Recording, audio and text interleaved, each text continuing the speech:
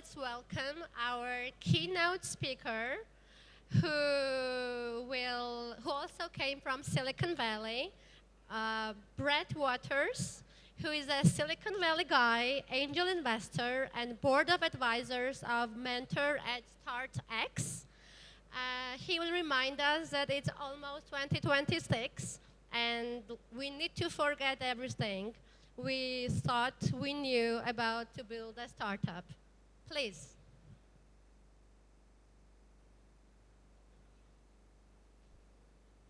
Very much. Thank you very much. So I came here all the way from Silicon Valley to tell you guys that the startup playbook is completely changed. But before we get started, I first need a picture of you guys with your arms in the air. Arms up. There we go.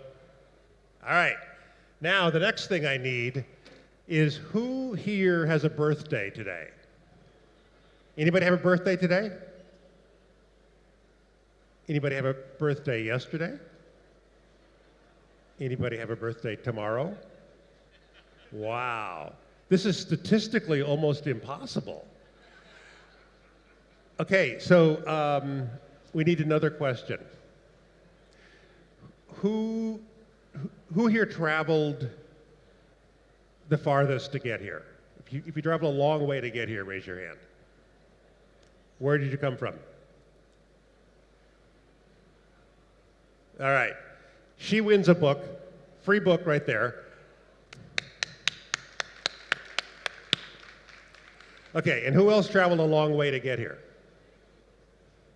Over here.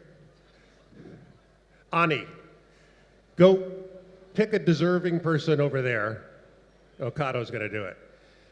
2 copies of my brand new book. Excellent. Okay, there we go. Round of applause for our 2 book winners. All right, so let's see whether or not the clicker works, and we'll get going here. There we go. Okay, so I'm Bret Waters, and I've been in Silicon Valley my entire life. So I've been founder and CEO of 3 venture-funded software companies. So 3 times I've been through the process, having a startup idea, raising venture capital, being a CEO. And today I'm kind of semi-retired. I teach 2 courses at Stanford University. I teach 1 course that's focused on getting from a startup idea to product market fit. And I teach a 2nd course that's getting from there to scale, because those are 2 very different processes. Those of you who have been in the startup world know that the first process, the exploration process, is much different than the scale process. So as we sit here in the middle, oh, sorry, I should also say, oops, look at that. My slides are getting cut off. So I also coach startup CEOs at 2 different startup accelerator programs, including StartX, which is the accelerator program for Stanford's most accomplished graduates. And I recently wrote a book called The Launch Path. You can find it on Amazon, and it's about the process of getting from a startup idea to a launched and funded venture. So as I said, I've been in Silicon Valley my entire life. Pretty amazing place. This global hub of innovation and technology and entrepreneurship. The economic output of this one region is larger than most entire countries in the world. I was 17 years old when the Apple I came out. The Apple I was a complete game changer.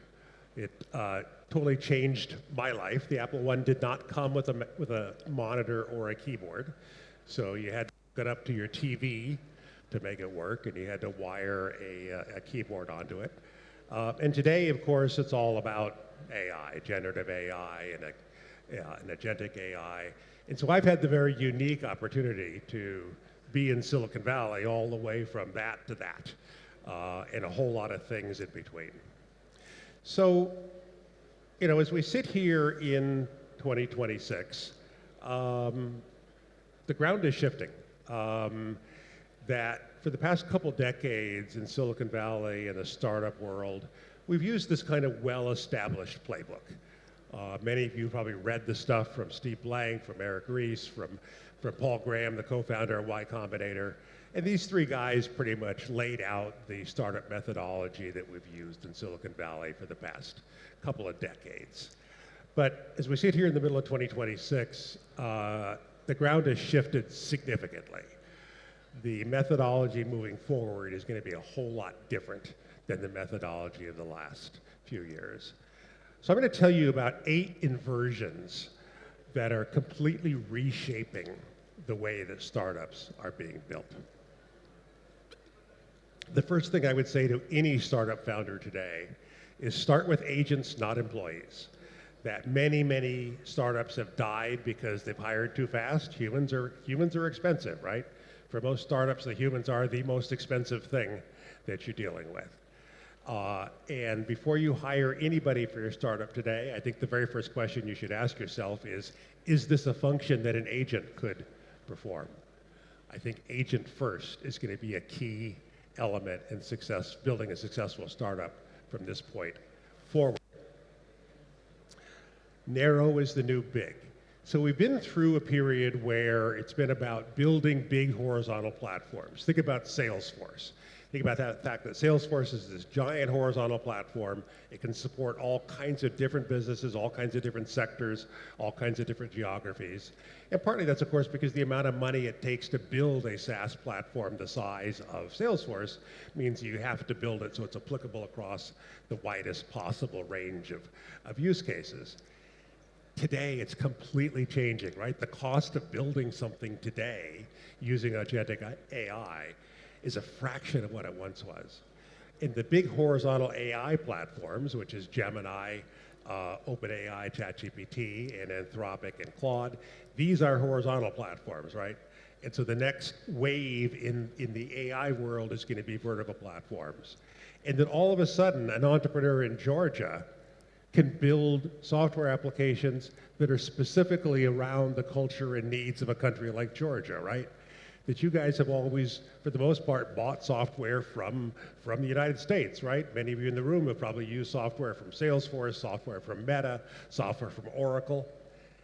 That's over. The days of America dominating the software business are over because the cost today for somebody in Georgia to build a new CRM platform specifically for the Georgian market, the economics of that have completely changed.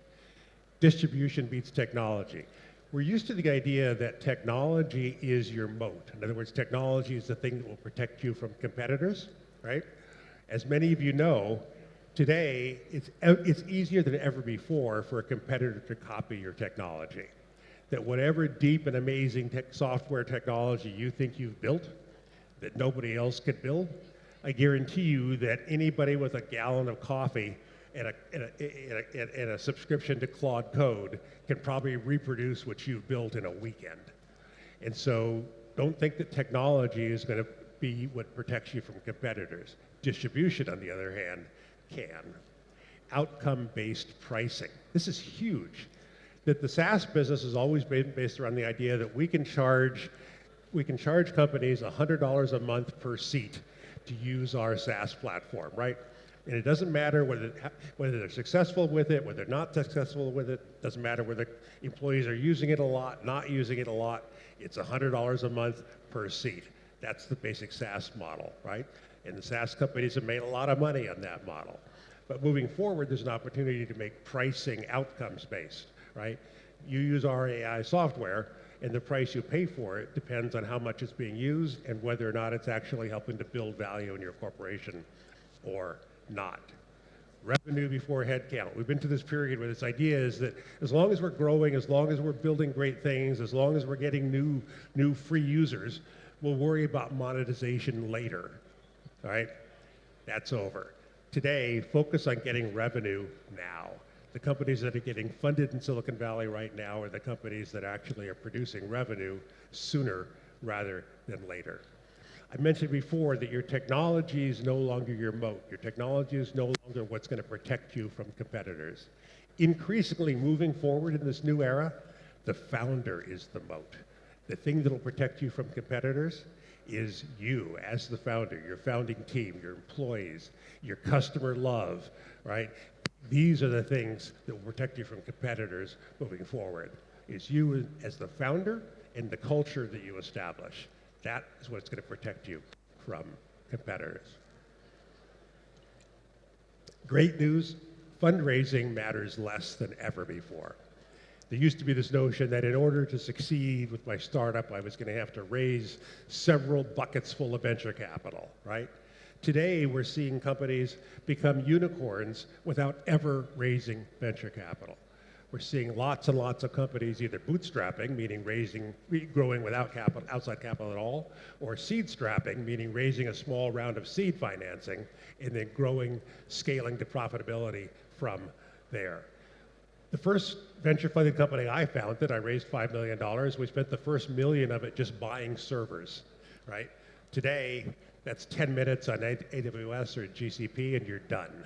The capital needs to create a successful business today are a fraction of what they once were, which I think is a super, super exciting development. Capital now follows talent. It used to be that you had to move wherever the capital was, right? So if you wanted to create a new startup, you needed to move to either Silicon Valley or maybe New York or maybe London, because that's where the capital is. Today, the capital will find you. I'm seeing more and more Silicon Valley venture capitalists investing in startups in Georgia, startups in Bulgaria, right?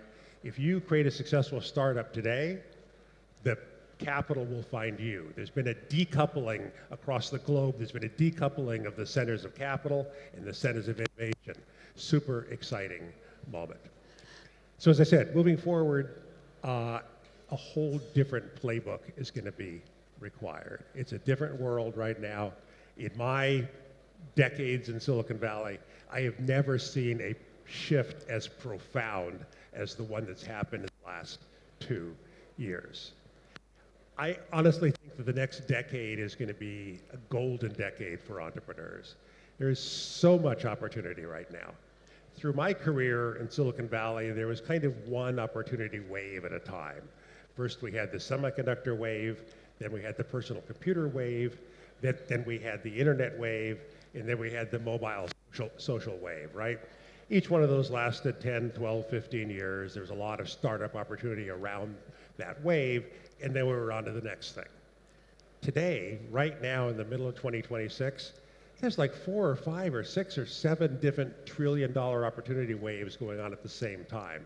Not just AI, but also climate tech, agricultural tech, medical technology, autonomous cars. There's just a tremendous amount of opportunity going on right now. And the biggest shift is that it's not just happening in Silicon Valley. In this new era, there is innovation and entrepreneurship all over the world today. And suddenly places like Georgia, Georgia's got 3.5 million people. It's a small market. All of a sudden, places like Georgia are going to be part of this next big wave of entrepreneurship and innovation. I think it's super, super exciting that all over the world today, entrepreneurs are solving problems and creating opportunity. So, bottom line is I envy those of you who are creating startups right now or thinking about creating startups right now. More opportunity than I've ever seen, but the playbook is changing. The playbook for the next 5 years is going to be dramatically different than the playbook has been for the last 20 years. Thanks. I've really enjoyed my day here. I've talked with many of you. And if I haven't talked to you yet, I'd love to connect with you. Find me on the socials. I'm super easy to find. I'm Bret Waters on everything. Thanks very much.